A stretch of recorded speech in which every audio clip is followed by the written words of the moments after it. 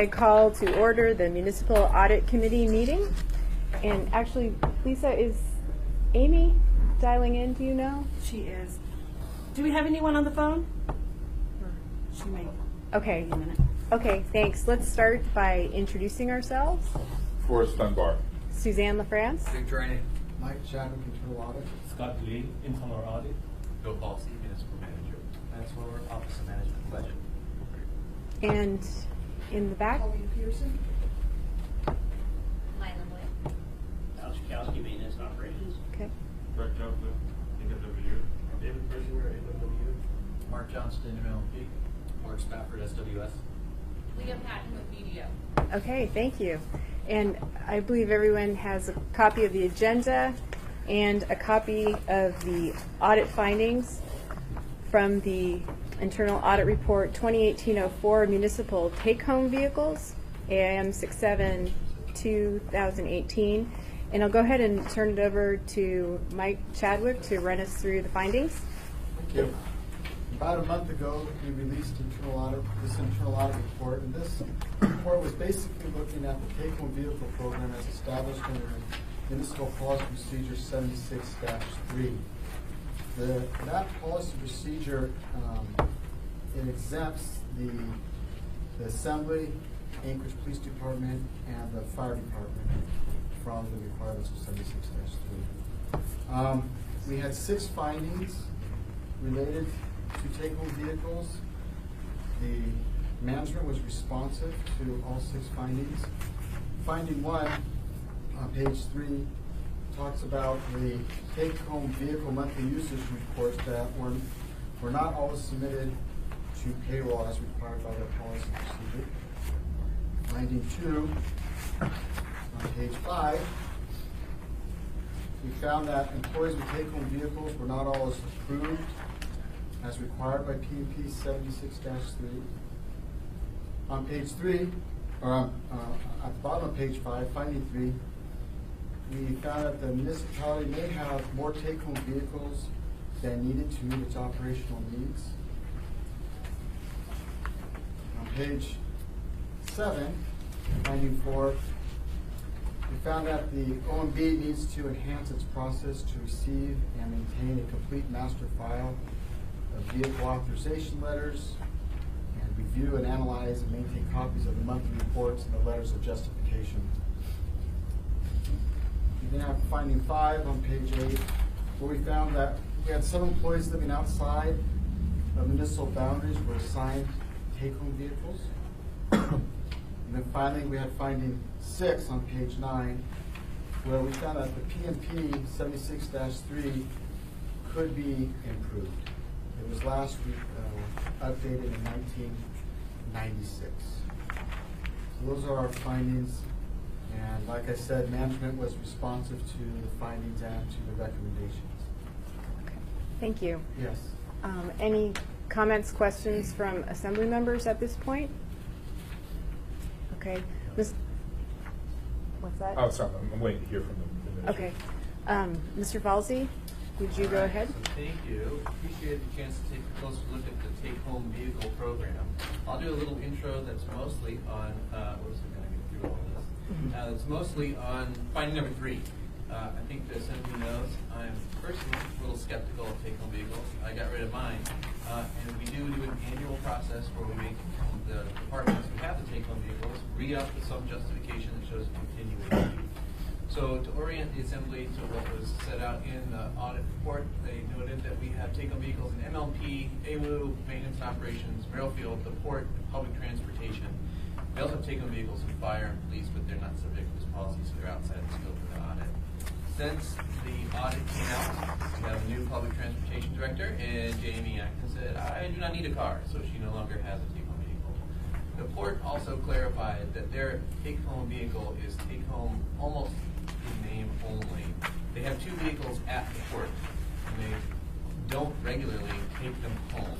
What they will do is from time to time when they have to go to a meeting in Seward and they live in South Anchorage, they will allow the vehicle to be taken from the port to Seward so that the drive to South Anchorage so that the drive to Seward can start from South Anchorage. So they, as a matter of course, don't have someone who's taking the port vehicle home, so I'm putting them kind of out of the scope too. That leaves MLP, ALU, M&O, and Merrill Field. Merrill Field has just the one. It is the airport director's vehicle. I'm told that the airport director has responded to runway incursions and other issues about 12 times a year. The vehicle is branded with lights and logos, and it has specialty radio equipment so that the vehicle can talk to the FAA tower, and that the director has done that so that when they get the call that there's some runway incursion, they're in regular communication with the tower the entire time they're moving from home back to Merrill Field. So I'll focus most attention here on MLP, AWU, and M&O. That's the bulk of the program. And a couple thoughts, or a couple things I want to convey. First is I think the question came up being simply, how much does this program cost us, and what do we actually get out of it? I think that's the main issue for finding number 3. And to get my head around how we can come up with some kind of cost estimate, I thought one way to do it would be to say, this is a little out of order here, I'll jump to the next one and come back. One way to think about it would be the take-home vehicle program means that somebody wakes up with a car at their house every day, drives it to work, that otherwise could have been their personal vehicle, and at the end of the day, they take the same vehicle back from work to their house. So there's one extra round trip every day that's happening because they have a muni vehicle as opposed to a personal vehicle. What is that worth? Well, the IRS each year publishes a standard mileage rate, and that standard mileage rate is supposed to roughly account for depreciation, insurance, repairs, tires, maintenance, gas, and oil. It is now 54 cents, 54.5 cents for every mile. If we actually do keep track of the commuting miles, the so-called commuting miles for this every extra round trip a day, and if you apply that IRS rate, you can get a sense of what the program actually costs. The 54 cents may not be the right figure to apply to that round trip because the vehicle is going to exist whether it is a take-home vehicle or not. So the depreciation factor, which is a bulk of that 54.5 cents, at least on paper as an accounting exercise, that depreciation is going to happen whether it's parked overnight back at AWU or it's being driven back home. If you just accounted for the incremental costs like gas, it'd probably be more like 16 cents, but to give you an outer limit, we took the total commuting miles and ran it to the federal rate. And our guess here, from looking at the last 6 months of the reports, we looked at AWU's commuting rate, commuting miles, and M&O's commuting miles, is that the total all-in extra cost of allowing the vehicles to be driven home and then driven back to work is in the $20,000 a year ballpark. MLP just got their data, so I'll let Mark Johnson speak to that. And remember, it is a marginal cost because all the folks who have these take-home vehicles, if we said nobody can take these vehicles home, the vehicles wouldn't cease to exist. They would just be parked somewhere else, and you would get them every day. And go ahead. Thank you. Well, so that maybe you were just about to explain this a little bit better, but that seems like an important assumption to me. That sure these vehicles exist right now, but would we replace them? Right. So would we reduce the size of our fleet if we didn't have these? I think I'll give you a chance to hear from all the directors. Right. No, it would stay the same. Right. And how, I guess I'm sort of confused why that is possible, because they would come into work and then they would start using this to do their other Same duties. vehicle, that's the same vehicle as their work truck or office. A lot of our supervisors, that's their office. They live in those trucks 6-8 hours a day. Yeah, and that actually, Madam Chairman, so the follow-up to that is, so you said that you gave up your take-home vehicle and Ms. Acton gave up her take-home vehicle, and then what happens to it? In your case, I don't see you driving around town a lot. Maybe I'm mistaken. And when you do drive, I think you probably use your personal vehicle sometimes too. So what happened to those vehicles? So the vehicle that Mike Abbott previously had that I gave up went back into the fleet, and I believe APD took it. Initially, the plan was for SWAT. Now I believe it's at Vice. So if you see that vehicle, you do not want to be involved in anything that's going on. Jamie's vehicle, I believe, is now being used as a relief vehicle for the bus drivers who need to be shuttled around town to relieve someone who's gotten sick or who needed a bathroom break or whatever. So it's sort of in the pool. But I think that spoke to the situation that we were in where we didn't really think we needed the vehicle. These guys, when you hear from them, they're going to tell you that the vehicles that are being taken home are superintendents or street maintenance guys or snowplow operator guys who are going around town as a matter of course during the day. I go back and forth to Elmore and do some site visits, but I'm just doing that in my personal thing, so I don't have to be out and about all day long. Okay. And Bill, we've got one more question here, Mr. Trainee. Mr. Falsey, looking at this report, it says that 5 individuals don't have a single call out in 2016 or 2017. So what's the justification for them having a car if they haven't had a single call out in 2 years? Almost like I paid Mr. Trainee to ask that question, so I can get the next Written part. down, I gotta ask it. So that was the next question. Okay, so now we have a rough sense of what it costs. It's sort of at the margins. It might be $60,000 all in, 20 straight to the utilities, and 20 for maintenance and operations. But there was a sense from the report, a lot of these aren't being used. So we've got folks who have no call-outs and folks that have very few call-outs. And I think the issue here is it was a methodology issue. And so to get into that, the way I understand internal audit came up with this chart was they said, here is a list of all the employees who have a take-home car, and here are the pay records for those employees. There is a call-out code, and they looked for the call-out code, and if the employee didn't have a call-out code, they assumed that that meant the vehicle had never been called out. But, as it turns out, when you ask AWU, how many times have you been called out or had a call-out-like activity, they say all of them have been used for some amount of time. And the difference is some of the individuals were not using that code for call-outs. They were using overtime or some regular time, and some of them are executives, so they It's don't like even something have SAP code. costs. I don't know that's SAP cause, but it is. Can't blame everything on tree SAP. issue. I'm trying, okay? As we did our review, we were not finding vehicles that were never being used. Okay. So then I'm going to pivot to the folks who are actually the directors of the organization to describe what vehicles actually are being used for. So I don't know if you want your chart back up, but you want to give us a penny tour of the kind of vehicles we have for them. Well, I'd start by saying that we have operations and maintenance responsibilities from a group under Girdwood, and we have to be able to get to those places and have to be able to respond to those places in a timely fashion. We have water breaks, we've got sewer plugs. We can't pick the time for those things, and they're not always during the daytime. So our 2 superintendents that have permanently assigned take-home vehicles and our on-call staff that uses vehicles to respond to emergencies when they are on call have trucks that are outfitted with, in most cases, keys to turn valves, cones to set up traffic blocks, computers, Wi-Fi so we can get hold of maps and records of the installations that we can help identifying and get to responding to a break or to a sewer plug quicker. And if I could just have you pause for a second. Ms. Demboski, are you on the line? I am here. Sorry I'm late. I had a little technical issue, but I'm back. Okay, thanks for joining. Thank you. Let's see. So what can I say about the individuals? I'm not sure that I can add much more to that if you have more specific questions. Did you have a question?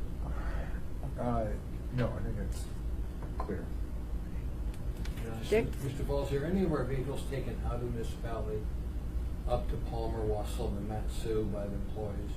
Not as a matter of course. So that was another finding that maybe Mr. Cope would clarify for us about whether vehicles were being regularly taken outside the municipality. Yes, we have had a couple of on-call superintendents that live outside the municipality, or on-call staff that live outside the municipality.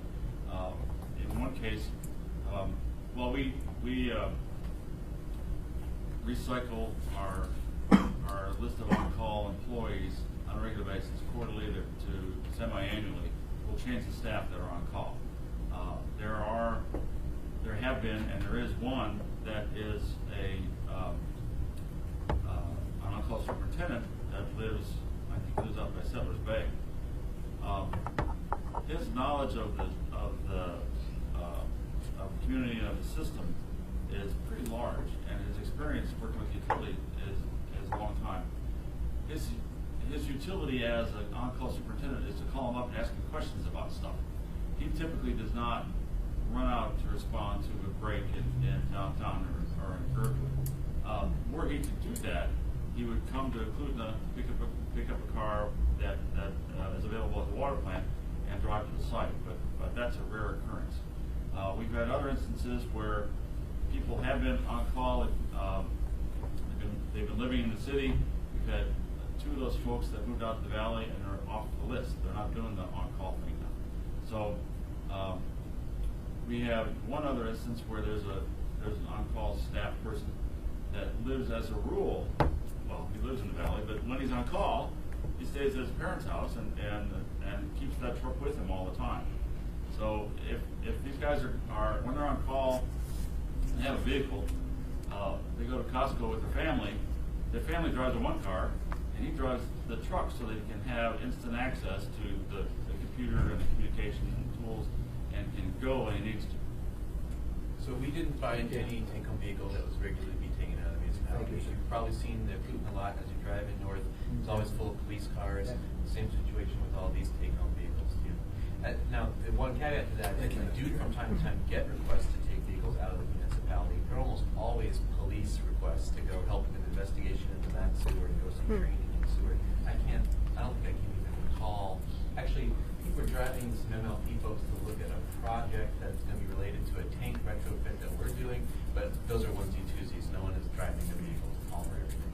Okay, and Mr. Dunbar, you have a question? Yeah, for Mr. Chokol and then for the other department heads as well. So you explained how maybe you disagree with the methodology here, and these are actually being used more than they would appear.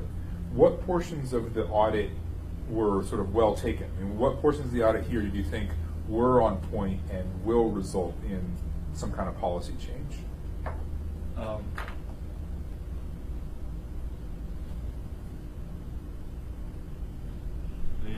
Well, I remember the specific findings. I think had we actually, I went back and checked the records to make sure that somebody wasn't driving out and living outside the municipality with this take-home vehicle.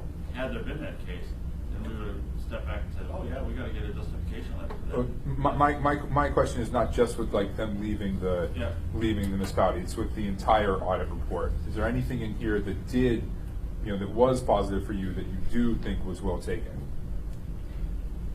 Well, I'll say from our perspective, some of the record-keeping things are certainly well taken, and we're taking care of that. And as Lance will tell you more about how we are going to review policy 76.3, just to make that a little bit more concrete. But I don't know that any of the findings were directed to the utilities themselves. Well, actually, we had one, and it was that we had not sent down the request to Bill for the one vehicle. And it was instructive to my folks because they said, well, the person was on, he had a take-home vehicle for a year and a half.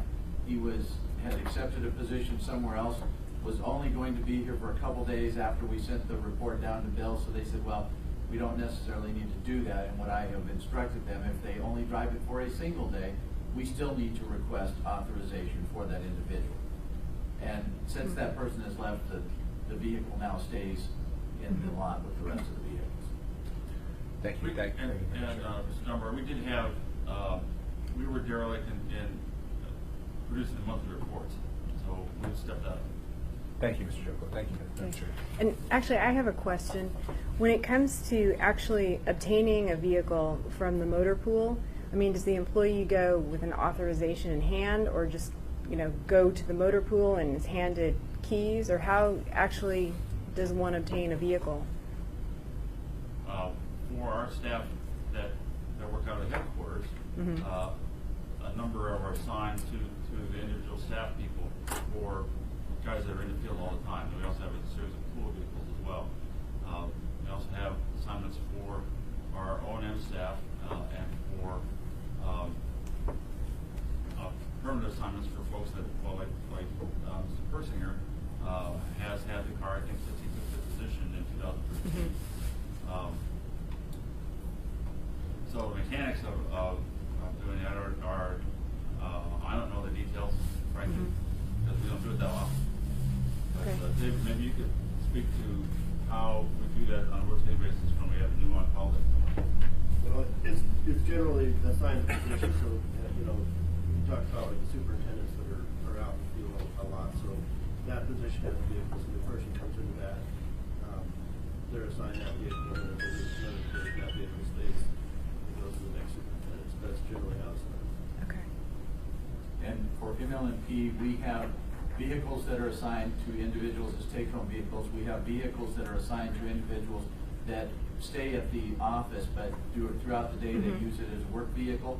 And then we have a few vehicles that are assigned as pool vehicles that are assigned to a particular department. And in some cases, 3 departments share one vehicle because they don't tend to drive that much. Finance, systems, and admin.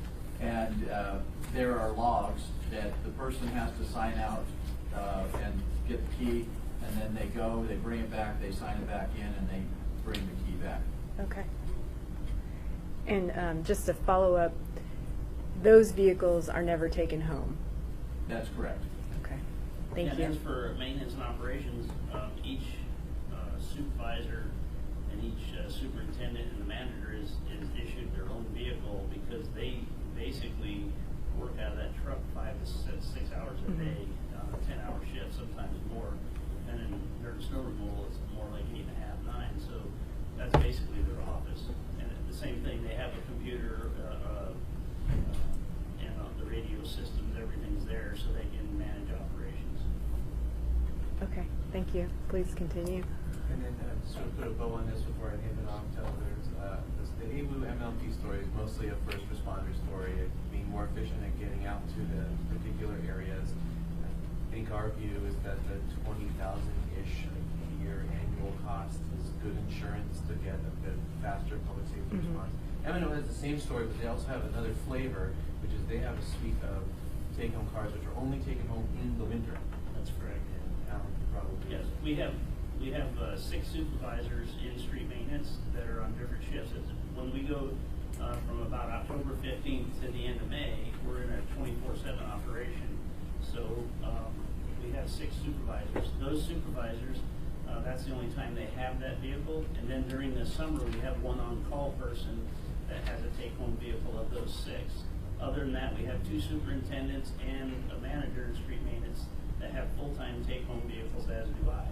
And the reason for that is we can respond to anything.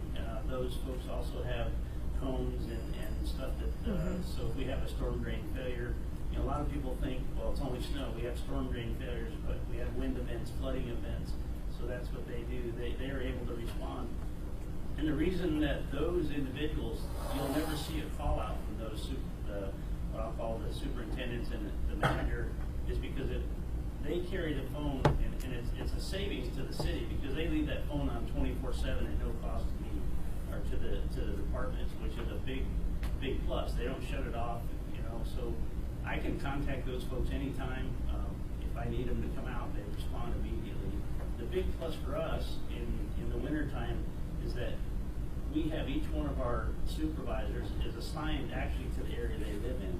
So the minute they get up in the morning, they're actually cruising their area on the way to work so they can see the weather conditions. Mhm. And if you've been in Anchorage more than a year, you see there's a lot of microclimates, so that's a big benefit to us. So when they hit the shop, they can assign the right people to the right response that we need in those areas. So that's why we've done it. We've done it this way since I've been here for 15 years. And it's very cost effective to us. You know, we have a $23 million operation and it's very cost effective. Okay. Any questions before we move on? Amy, do you have any questions or comments? I'm sorry, I'm having a hard time hearing, but my biggest question is about underutilization. Do we really have too many vehicles? What are they doing to evaluate that, and when can we expect a response? I can speak to that if you like, Bill. Yeah. Okay. If it's in the general fleet, not counting the utilities, we do a utilization report every year, and what we look at is how many miles a vehicle is driven. We've done it numerous times over the last 10 years to where we've actually gone to the departments and said, hey, you have these 3 or 4 vehicles that are underutilized. What we use as a guide is 3,000 miles for a year because a lot of them are used for different things. Some of them are seasonal, especially Parks and Rec, but that's what we use, and we bring it to the attention of the departments. We don't tell them, hey, you have to turn it in. It's a management decision in each department. But we work real closely with that. We work with especially APD and the other folks that have more than a few vehicles, and that's how it's determined. So over that process, we've turned in about 45 vehicles in the last 8 years Okay. by just bringing it to people's attention. Were you able to hear that, Amy? I think for the most part, I think so. Thank you. I think questions? that's the information I wanted to bring to the Assembly's attention. Alan actually does have a nice little map if you're interested for the wintertime vehicles and how folks are scattered all over town. It was news to me, but interesting, wise development that those supervisors are actually out monitoring real-time snow conditions in the winter so they can send the plows to the parts that really need the most attention. Other than that, I'm happy to turn it over to the Assembly for other questions or Lance. Sure. Okay, Thank you. maybe just, and first of all, I think Mr. Chadwick and Mr. Lee did a great job. I mean, they came and approached me and they made me aware of some of the things that we needed to work on at OMB, and I agree with them. So maybe just to work through the report, on item number 3, page 5, we're having a review of the take-home needs of the vehicles. One of the recommendations that OMB should be looking and reviewing the evaluations of the needs of the vehicles. We'll work with the municipal manager on that, and we're going to set up basically a process in which, in addition to just the regular reports that we get, we'll review with him the needs, and if we have any questions, then you can reach out to the department. So that is on page 7. The other finding that was in the report was that we need to enhance our process to complete the master list of files. So in the PMP, Office of Management Budget is responsible for keeping a master list of 2 things. One, the list of the reports that the departments complete for usage, and then the authorization signed by the department head. So we were remiss in a couple of those. In some cases, we didn't have them, so our list wasn't complete. But Lila Lawyer, who introduced herself a little earlier, Lila is new to the Office of Management Budget. She took Darlene Williams' place.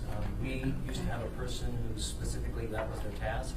When we hired Lila, we let her know that this would be a new task of hers, so she will be the point person for management budget, and we will make sure that we do a better job in that case. I think the other piece I want to talk to Madam Chair is if you just go to page 9. Page 9 is, I think, the summary of what this report recommends as it relates to revision to the policies and procedures, and they have 8 suggestions or 9 suggestions here, and I can just kind of roll through each one of them. The first one they have is that some questions about whether or not municipal employees can transport other persons, other municipal employees in vehicles. It seems like it would be a yes or no answer. In talking to risk management, I think that they, in general, are not in favor of it, but I think we also need to add some clarity. If we have individuals that work for the borough or the feds or the state and they're in town, we should be able to allow to transport them in our vehicles. The concern of risk management is that if in the event, unfortunate event that we're in an accident, we would be liable for having someone in the car. And so they're very sensitive to that, so we'll continue to work with that office. I think they're pretty clear, and I would agree that we shouldn't have any children in the car. People shouldn't be. They're very concerned that if we get an accident, children are more susceptible to injury. So that we're concerned about that. Who's responsible for the take-home program? The PMP is there are multiple responsibles, but in the PMP, the municipal manager is the one who approves them. However, he's not responsible completely for tracking it. So he's responsible for actually authorizing that. But the department heads, they have a responsibility to make sure that those monthly reports are submitted and the justifications are provided, and they're provided to payroll. And so they need to make sure the payroll has a role in that, and then we need to make sure that we get a copy of that as well. We put together a practice in our house in that when we follow up with the municipal manager, if we have a master list of the reports from departments, if we do not receive their report, we will ping them to make sure that we get that report. Payroll already has that in place. The reports are due at a particular time of each month. If payroll does not get that report from a department, they reach out to the departments and say we have not received it. And so we're working to make sure that that is. So I would say that the municipal manager is responsible for the program, but he's not responsible for tracking it at all. Take-home vehicles that have a logo. Almost all municipal vehicles have a logo, but I do think there's an operational situation in some cases where a logo is probably not a good idea, and I need to follow up a little bit about that. Maybe 4 or 5, and particularly if a supervisor, if they get a complaint or are trying to investigate a scene and we have a vehicle with a municipal logo on it, sometimes that draws unnecessary attention to this investigation that you're trying to complete. And so we want to make sure that they have that ability to do that. Take-home vehicles for errands, we're talking again to risk. I think there is an ancillary trip that if a physician has a take-home vehicle and they stop at a coffee stand and they on the way to work, they could do that. Consistent with our workman's comp rules, they're allowed to do that. But if they have basically a diversion trip, they stop and they have to go and they're not, grocery shopping or picking up materials at a location, that's not going to be authorized. So we'll clarify that, make sure that that's clear. Parking in a lot for vacation. I got a copy of APD's process, even though they're not applied here. APD does have a practice when officers are on vacation, how do they treat those? And so I think we'll look and see how that works out. Follow up on the delinquent forms. That will be our responsibility. That will be O&B. We will work with them. And I talked about the second to the last one. Lila's going to be the one that in O&B is responsible for that. And then I mentioned how payroll, how they're notified of any vehicles. They receive a form that's in the back of the P&P. When they don't get it and they know that there's a duty vehicle assigned, they reach out to departments and say, where is my form? So I have a little bit of homework to make sure that we close the loop and we limit our risk on some of these things while we are practical and reasonable, making sure that departments can continue to do their business when they do have a take-home vehicle. So, Madam Chair, I think we are less than probably a month away from finalizing this. We have the P&P will revise it. I do want to make sure that I get a chance to run it by the municipal manager and the operations departments, because I want to make sure that we don't put them in a situation they can't do their job.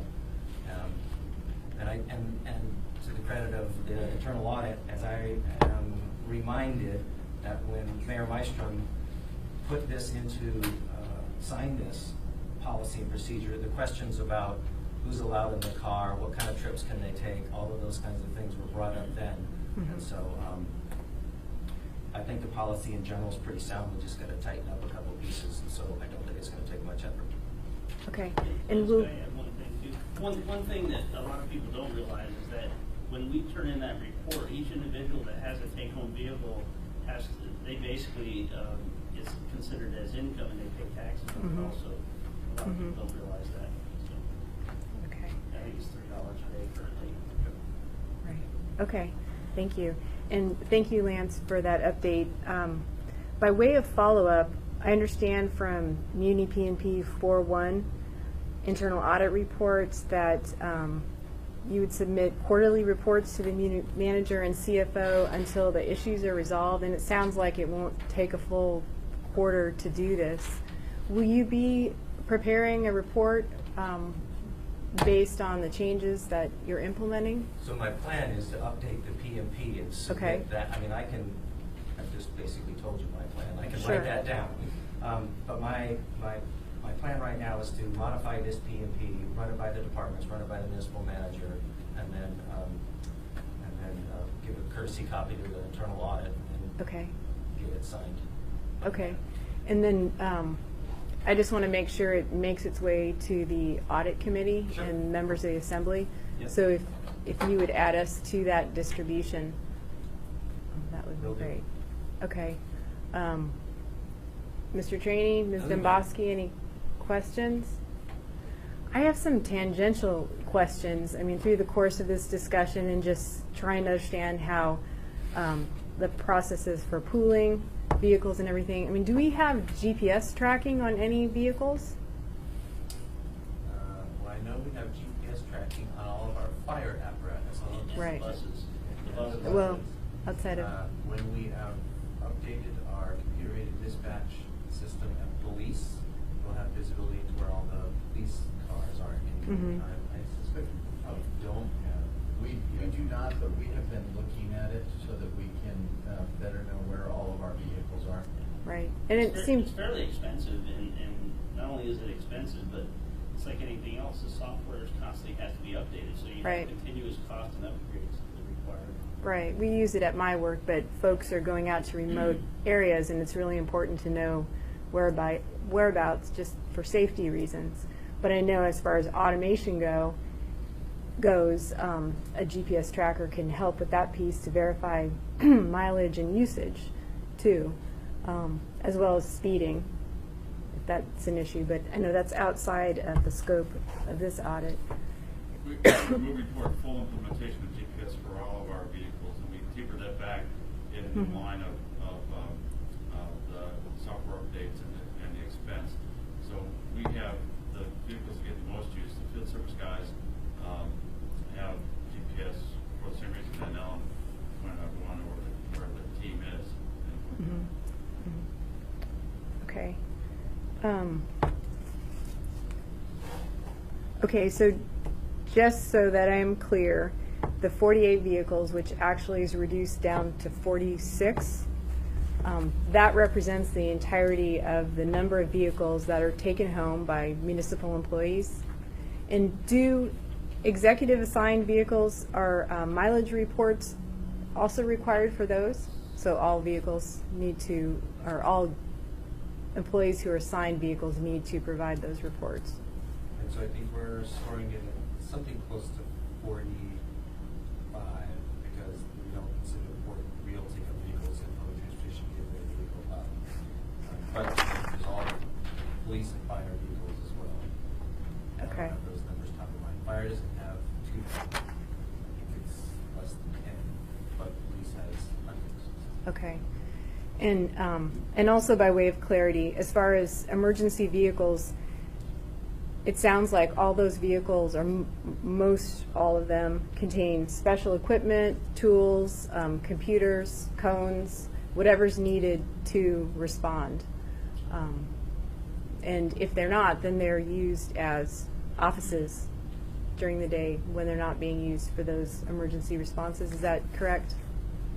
Yes, correct. Our on-call supervisors generally will go directly to the incident, whether it be an outage or we are called by the police if someone runs into a street light, a power pole, even if it doesn't belong to us, sometimes to respond to make sure the area is safe. Okay. Okay.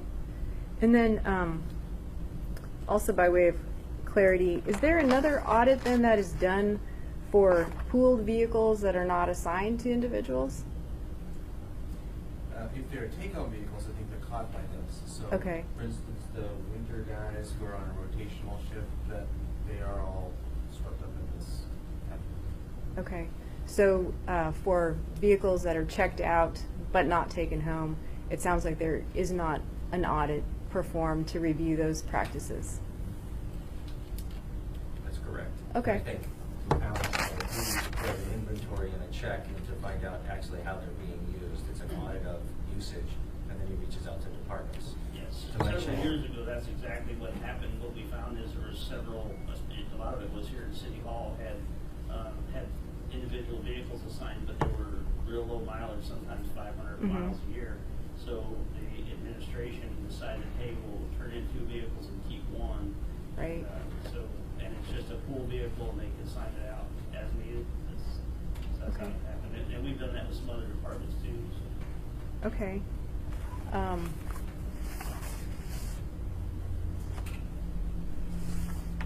Okay, those are the questions I have.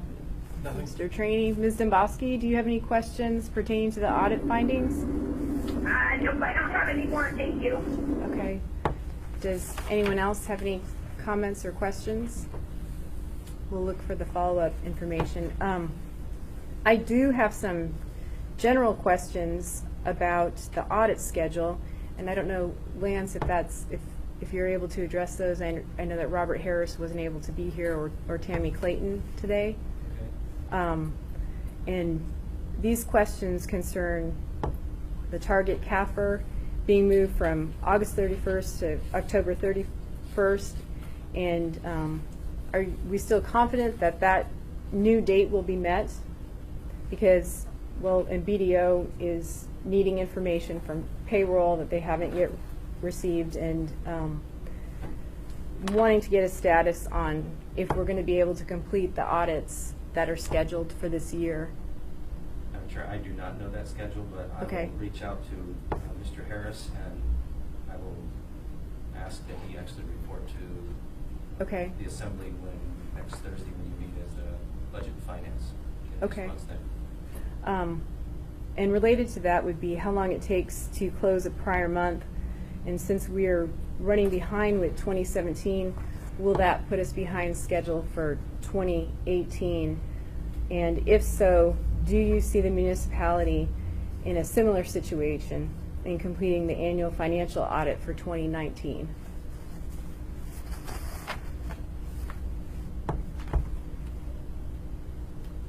I can email these to you. That would be great. Sure. Okay. Does anyone else have any questions or comments? Okay, thank you all for coming. We are adjourned.